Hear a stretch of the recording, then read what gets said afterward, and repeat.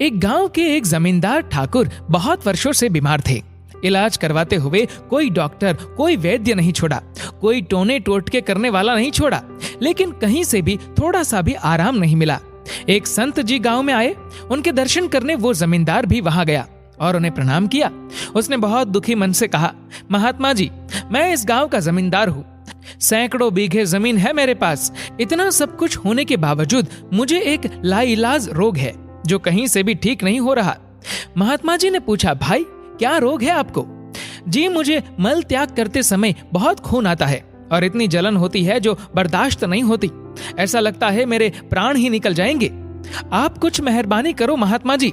बाबा ने आंख बंद कर ली, शांत बैठ गए। थोड़ी देर बाद बोले, बुरा तो नहीं मानोगे, एक बात पूछूं? नहीं महाराज, पूछिए। तुमने कभी किसी का दिल इतना ज्यादा तो नहीं दुखाया कि उसने तुम्हें जी भर के बद्दुआएं दी हो, जिसका दंड आज तुम भोग रहे हो? तुम्हारे दुख देने से वो इतना अधिक दुखी हुआ हो जिसके कारण आज तुम इतनी पीड़ा झेल रहे हो?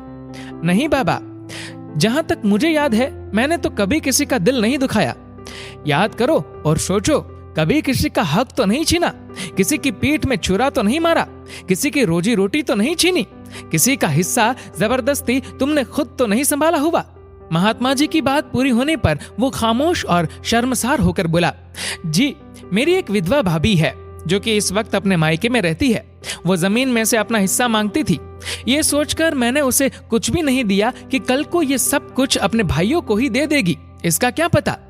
बाबा ने कहा, आज से ही उसे हर महीने 100 रुपए भेजने शुरू करो।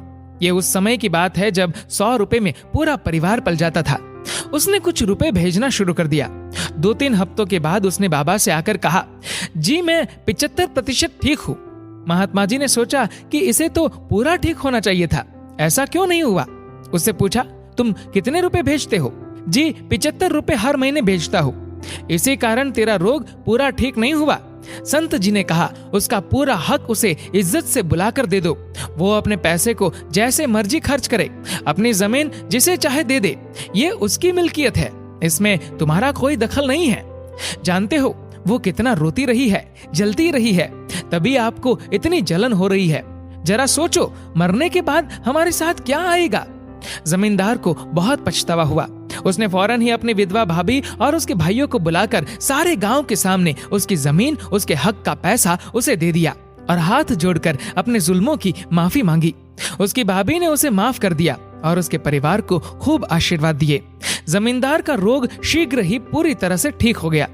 अगर आपको भी ऐसा कोई असाध्य रोग है तो जरूर सोचना, कहीं मैंने किसी का हक तो नहीं छीना है, किसी की पीठ में छुरा तो नहीं घोंपा है, किसी का इतना दिल तो नहीं दुखाया हुआ है कि वो बेचारा इतना बेबस था कि तुम्हारे सामने कुछ कहने की हिम्मत भी ना कर सका हो।